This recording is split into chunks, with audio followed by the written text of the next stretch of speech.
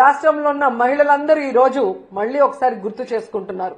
ఎందుకంటే ఈ రోజు ఈ రాష్ట్రంలో నారావారి ఈ కల్తీ సారాతో ఎంత మంది రాష్ట్ర వ్యాప్తంగా చనిపోతున్నారు. దీని వెనక అంటే ఈ రాకెట్ వెనక పెద్ద పెద్ద వాళ్ళు ఎలా ఉన్నారో సాక్ష్యాధారాలతో కూడా మీకు బయటకు వస్తున్నాయి. నిజంగా ఎంత సిగ్గుచేటంటే ఈ రోజు ఈ మొలకల చెరువులో బయటపడ్డ కల్తీ మద్యం స్కామ్ చూస్తే ఈ టీడీపీ నాయకులు అనేవాళ్ళు డెకాయిట్ల కన్నా బందిపోట్ల కన్నా ఎంత ఘోరంగా తయారయ్యారో మనకు అర్థమవుతుంది. ఎందుకంటే జగన్మోహన్ రెడ్డి గారిని కొట్టే దమ్ము లేక ఈవీఎంలను మేనేజ్ చేసుకొని జగన్మోహన్ రెడ్డి గారు ఇస్తున్న మంచి సంక్షేమ పథకాలు ఇవ్వటమే కాకుండా సూపర్ 6 ఇస్తాము, ఇద్దరుంటే ఇద్దరికి నలుగురుంటే నలుగురికి అని ఏ విధంగా అబద్దాలు చెప్పి అధికారంలోకి వచ్చింది ప్రజలకి మంచి చేయడానికి కాదు, ప్రజల్ని పీల్చి పిప్పి చేయడానికి అనేది ఈ రోజు తెలుగుదేశం పార్టీ వాళ్ళు మరొకసారి నిరూపిస్తున్నారు. నిజంగా ఈ రోజు ఈ రాష్ట్ర ప్రజలు తెలుసుకోవాల్సింది ఒక్కటే. ఎందుకంటే చంద్రబాబు నాయుడు అనేవారు ఎప్పటికీ మారడు. ఆ రోజు ఎన్టీఆర్ తీసుకొచ్చిన మంచి మంచి సంక్షేమ పథకాల్ని మంచి మంచి చారిత్రాత్మకమైన నిర్ణయాల్ని ఎలా తొంగలో దొక్కాడో మీ అందరూ గమనించారు. ఆ తర్వాత రాజశేఖర రెడ్డి గారు తీసుకొచ్చిన సంక్షేమ పథకాలు చారిత్రాత్మకమైన అనేక నిర్ణయాల్ని ఎలా తుంగలో దొక్కాడో మీరు చూశారు. ఈ రోజు మళ్లీ ఒక్క అవకాశం ఇవ్వమని ఏడ్చి అధికారంలోకి వచ్చిన తర్వాత ఏ విధంగా జగన్మోహన్ రెడ్డి గారు తీసుకొచ్చిన సంక్షేమాన్ని అభివృద్ధిని ఎలా తుంగలో దొక్కుతూ ఈ రాష్ట్ర ప్రజలకి నరకాన్ని చూపిస్తున్నారో మనం గుర్తు చేసుకోవాలి. ఎందుకంటే ఈ రోజు ఈ కూటమి ప్రభుత్వం ఎన్డీఏలో ఉన్నామంటారు. ఎన్డీఏ అంటే నేషనల్ డెమోక్రటిక్ అలయన్స్. మామూలుగా ఎన్డీఏ అంటే నేషనల్ డెమోక్రటిక్ అలయన్స్ అంటారు.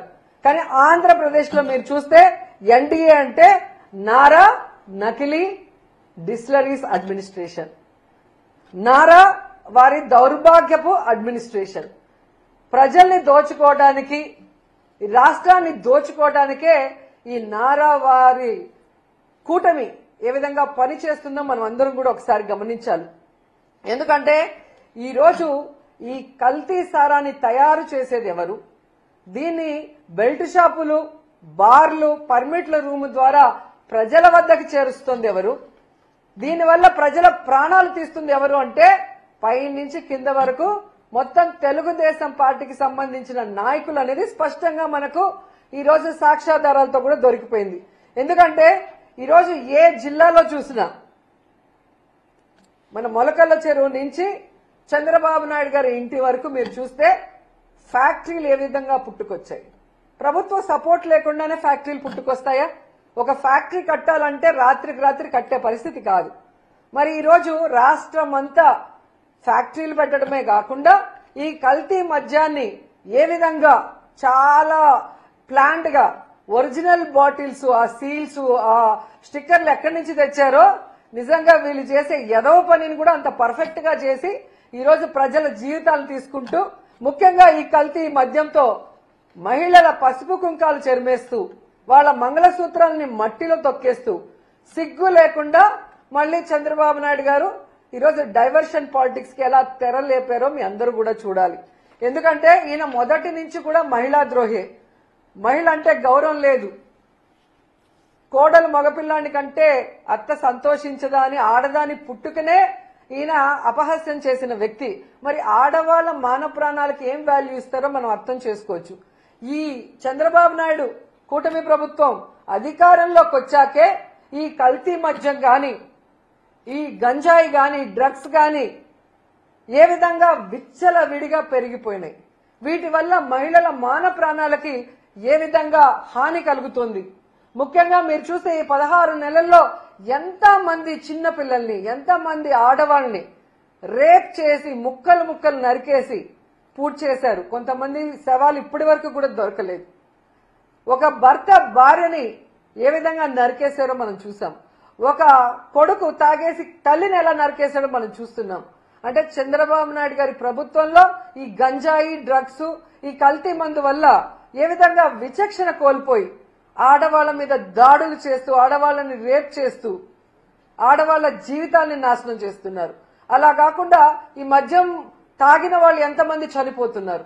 దానివల్ల ఎంతమంది కుటుంబాలు రోడ్డు మీదకి వస్తున్నాయి, ఎంతమంది ఆడపడుచుల మంగళసూత్రాలు తెగిపోతున్నాయి ఒకసారి మనం ఆలోచించాలి. ఈ కల్తీ మద్యం వల్ల ఎన్ని రోడ్ యాక్సిడెంట్స్ అవుతున్నాయి, ఎంతమంది కుటుంబాలు వీధిన పడుతున్నారో ఒకసారి మనం అందరం కూడా ఆలోచించాలి. నిజంగా చాలా సిగ్గుచేటు. చంద్రబాబు నాయుడు అధికారంలోకి వచ్చాక ఏడాదిలో 21% గంజాయి, డ్రగ్స్, అక్రమ మద్యం కేసులు పెరిగాయని సాక్షాత్తు ప్రభుత్వ లెక్కలు చెప్తున్నాయి. ఇవి మనం చెప్పేది కాదు, ప్రభుత్వ లెక్కలు చెప్తున్నాయి. ఒకసారి మీరు వెరిఫై చేసుకోండి. తెలుగుదేశం వాళ్ళు కూడా వెరిఫై చేసుకోండి, జనసేన వాళ్ళు వెరిఫై చేసుకోండి. ఏ విధంగా 10% మహిళల మీద రేప్స్ పెరిగాయో ఒకసారి మీరు వెరిఫై చేసుకోండి. అలాగే మహిళల మీద నేరాలు, గృహహింసలు ఏ విధంగా పెరిగాయో ఒకసారి మీరు ప్రభుత్వ లెక్కలే ఒకసారి మీకు చూస్తే మీకు అర్థమవుతుంది. సో ఈరోజు చంద్రబాబు నాయుడు మేము ఒకటే కోరుతున్నాం, ఈ కల్తీ లిక్కర్ స్కామ్ మీకు మీ కొడుక్కి తెలియకుండా జరిగే పరిస్థితే లేదు. ఎందుకంటే ఈ రాష్ట్రంలో ముఖ్యమంత్రిగా మీరున్నారు, మీ కూటమి ప్రభుత్వం ఉంది, షాడో ముఖ్యమంత్రిగా మీ కొడుకు రెడ్ బుక్ రాజ్యాంగం చేస్తూ ఎలా ముందుకు వెళ్తున్నారు అందరూ గమనిస్తున్నారు. సో ఈ రాష్ట్రంలో ఇంత పెద్ద కల్తీ సారా రాకెట్ స్కామ్ జరుగుతుంటే మీకు తెలియకుండా జరిగింది అన్నట్టుగా ఈరోజు డైవర్షన్ పాలిటిక్స్ మీరు మొదలు పెట్టడం రాష్ట్ర ప్రజలు గమనిస్తున్నారు. ఎందుకంటే ఎప్పుడెప్పుడు మీరు దొరికిపోతారో అప్పుడప్పుడు డైవర్షన్ పాలిటిక్స్ చేసుకుంటూ ఎలా మీరు తప్పించుకోవాలని చూస్తున్నారో అందరూ కూడా గమనిస్తున్నారు. ఎందుకంటే ఈరోజు ఒక చిన్న విషయాన్ని చెప్తాను. ఈ లిక్కర్ స్కామ్ లో మీకు మీ కొడుకుకి సంబంధం ఉంది అనేదానికి చాలా సింపుల్ సాక్ష్యాలు నేను చూపిస్తాను. ఫస్ట్ సో జనార్దన్ రెడ్డి గారు, సారీ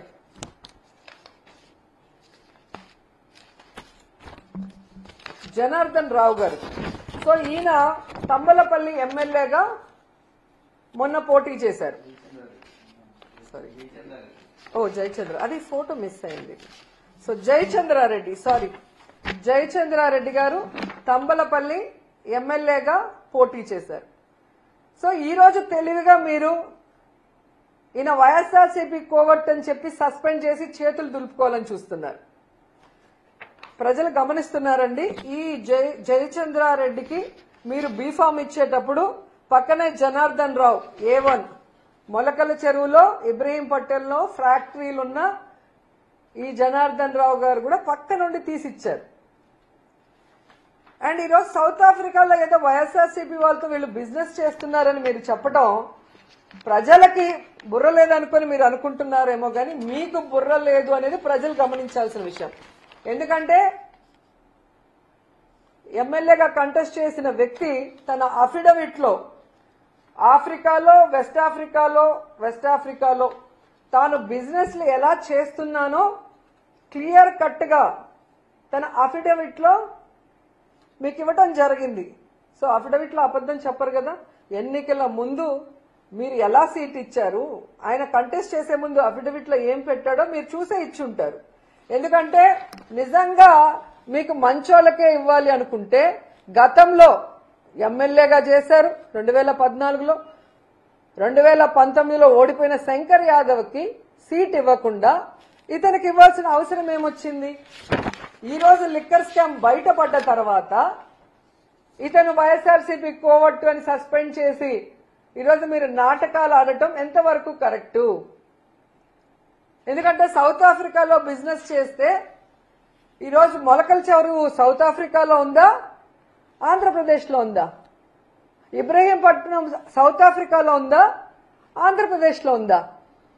సో నువ్వు ముఖ్యమంత్రిగా ఉన్న రాష్ట్రంలో, నీ కొడుకు రెడ్ బుక్ రాజ్యాంగం చేస్తున్న ఆంధ్రప్రదేశ్ రాష్ట్రంలో విచ్చలవిడిగా ఫ్యాక్టరీని నెలకొల్పి మద్యం బాటిల్ని కల్తీ చేసి ఏ విధంగా వాళ్ళ డ్రైవర్లే ప్రతి మద్యం షాపుకి, బార్లకి, బెల్ట్ షాపులకి వేస్తూ అరెస్ట్ అయ్యారో నిన్న మొన్న మనం అందరం గమనించాం, ప్రజలు గమనించారు.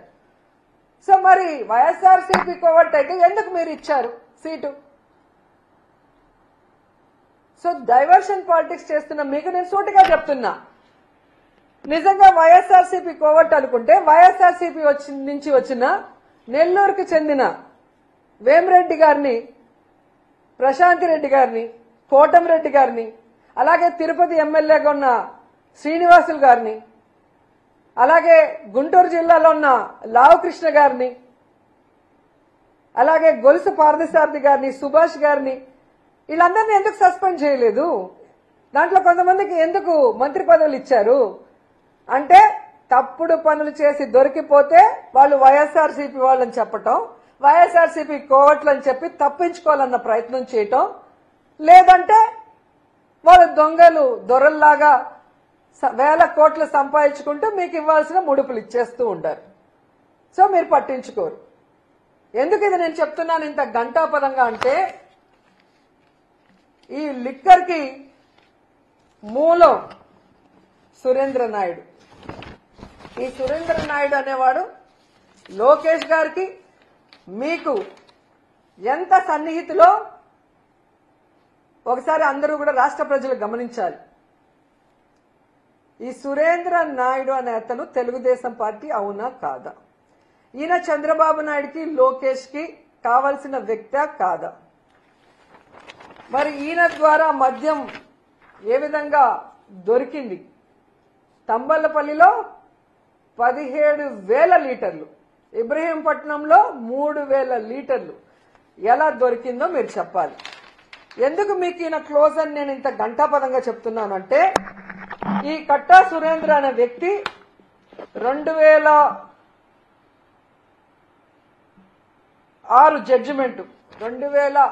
జడ్జిమెంట్ లో ఇతను ఒక వ్యక్తిని పొడిచి చంపేశాడు అని ఇతనికి లైఫ్ ఇంప్రిజన్మెంట్ ఇచ్చారు. ఇదో చూడండి.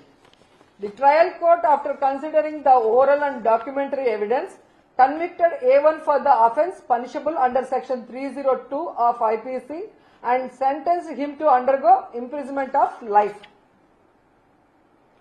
సో ట్రయల్ కోర్ట్ ఇచ్చిన దాన్ని మళ్ళీ ఈయన హైకోర్టుకి వెళ్ళాడు.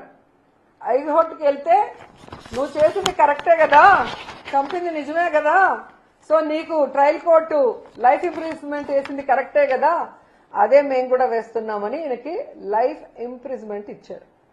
జీవిత ఖైదు వేసిన వ్యక్తి బయట ఫ్యాక్టరీలు నడుపుతూ ఎలా ఈ కల్తీ మద్యాన్ని అమ్ముతున్నాడు?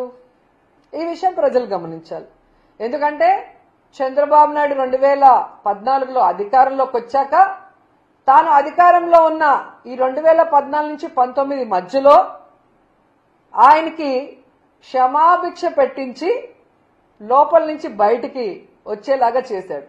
మరి ఎంత ప్రేమ ఉంటే వీళ్ళ మధ్యలో ఎంత బాండింగ్ ఉంటే ఆయన్ని బయటకు తీసుకొస్తాడు? ఒక జీవిత ఖైదీని, ఒక మనిషి ప్రాణాన్ని నిలువునా తీసిన వ్యక్తిని బయటికి తీసుకొచ్చాడు అంటే చంద్రబాబు నాయుడు లోకేష్ కి ఈయన ఎంత క్లోజో మనం అర్థం చేసుకోవాలి.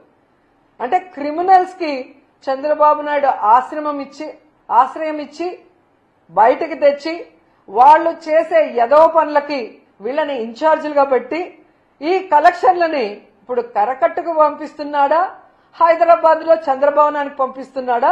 సిబిఐ నిర్ణయించాలని నేను కోరుకుంటున్నాను.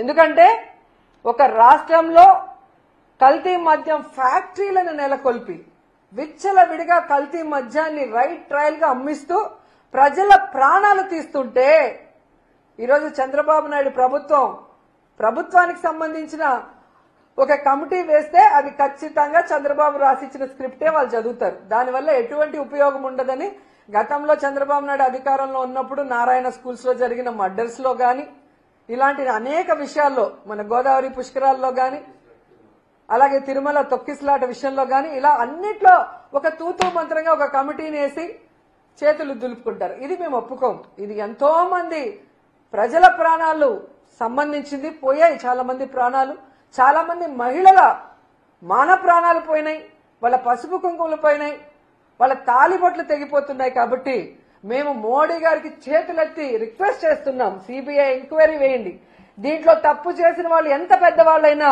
వాళ్ళని శిక్షించండి అని కూడా ఈ సందర్భంగా తెలియజేసుకుంటున్నాం. ఎందుకంటే ఇంత దౌర్భాగ్యపు పని చేసి ఆడవాళ్ల మాన ప్రాణాలు పసుపు కుంకుమలను పణంగా పెట్టి ఈరోజు తమ ముడుపుల కోసం ఈ కల్తీ మద్యాన్ని ప్రవహింపచేస్తున్న చంద్రబాబు నాయుడు, లోకేష్ అండ్ మినిస్టర్ కొల్లు రవీంద్ర గారు ఎందుకంటే ఈ కొల్లు రవీంద్ర గురించి మనం చెప్పుకోవాలి. ఈయన మైన్స్ కి వైన్స్ కి రెండింటికి మినిస్టర్ గా ఉన్నాడు. ఈయన సిగ్గు లేకుండా మాట్లాడతాడు.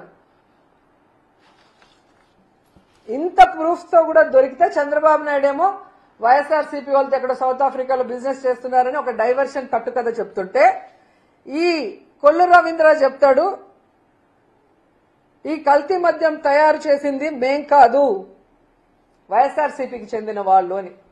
నేను సూటిగా అడుగుతున్నాను కొల్లు రవీంద్రని, చంద్రబాబు నాయుడిని, లోకేష్ ని, వైఎస్ఆర్సీపీ వాళ్ళు 16 నెలలుగా కల్తీ మద్యం చేస్తుంటే మీరు గాడిదలు కాస్తున్నారా? మీ ప్రభుత్వం నిద్రపోతుందా అని నేను అడుగుతున్నా.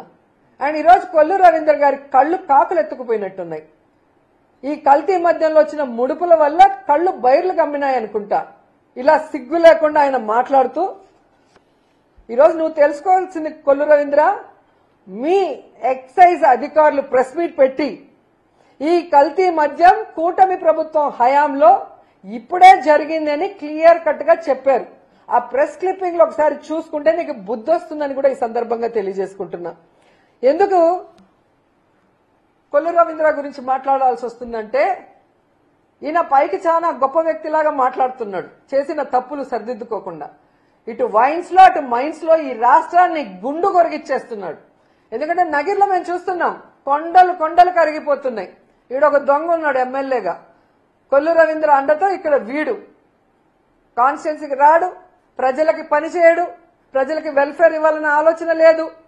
ముఖ్యంగా ఇక్కడున్న పవర్లూమ్ వాళ్ళకి 500 యూనిట్స్ ఫ్రీ కరెంట్ ఇస్తామని చంద్రబాబు నాయుడు వీడు వాగ్దానం చేసి ఎగ్గొట్టింది కాకుండా, సిగ్గు లేకుండా పవిత్రమైన అసెంబ్లీలో ఫ్రీ కరెంట్ ఇచ్చినందుకు థ్యాంక్స్ అని చెప్పి అసెంబ్లీని కూడా ఏమార్చిన పెద్ద దొంగ ఇక్కడున్న నగిరి ఎమ్మెల్యే భానుప్రకాష్.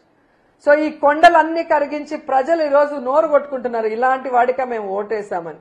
ఇలా ప్రతి నియోజకవర్గంలో మట్టి దోచుకోవడం, కొండల్ని కొరిగేయటం, కల్తీ మద్యాన్ని బెల్ట్ షాపుల ద్వారా విచ్చలవిడిగా అమ్మించి ప్రజల ఆరోగ్యంతో, మహిళల మాన ప్రాణాలతో, పసుపు కుంకుమలతో చెలగాటమాడుతున్నందువల్ల ఇతని మీద ఖచ్చితంగా కేసు పెట్టాలి, ఇతన్ని మంత్రిగా సస్పెండ్ చేయాలని కూడా డిమాండ్ చేస్తూ, ఇతనితో పాటు ప్రిన్సిపల్ సెక్రటరీ ముఖేష్ కుమార్ మీనా పైన కూడా ఎంక్వైరీ చేయాలి అనేసి కోరుకుంటున్నాం. ఎందుకంటే ఈయన ఈ మీనా హయాంలోనే ఎన్నికల ఈవీఎంలను ఎలా కల్తీ చేశాడు, ఆ రోజు ఎన్నికల ఈవీఎంలను కల్తీ చేయడమే కాకుండా ఈరోజు మీరు చూస్తే ఈ కల్తీ మద్యం ద్వారా ఎంతమంది మహిళల జీవితాలు నాశనం చేశాడో దానికి ముఖేష్ కుమార్ మీనా కూడా కారణం. కాబట్టి వీళ్ళందరి మీద సిబిఐ విచారణ వేసి వీళ్ళందరినీ కూడా పనిష్ చేయాలి. ఈ రాష్ట్రంలో కల్తీ మద్యాన్ని, గంజాయిని, డ్రగ్స్ ని